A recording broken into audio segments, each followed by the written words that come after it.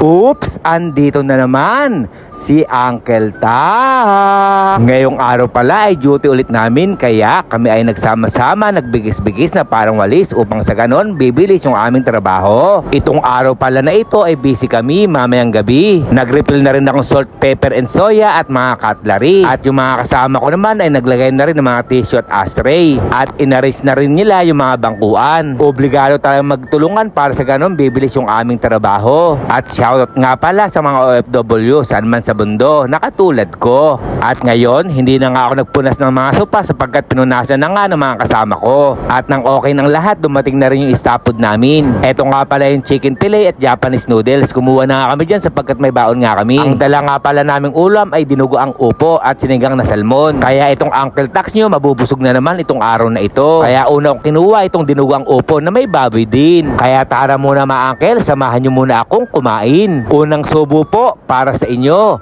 Wow, wow, wow, kasarap, napakalasa talaga. Napakasarap talagang kumain pag sabay-sabay, maparami talaga ang kain nyo. Ang mga pangalan pala ng mga workmate ko, yung sa kaliwa si paring Marvin, yung isa si paring Regan, at yung isa si Arlene. At ang susunod ko naman kakainin itong sinigang na salmon.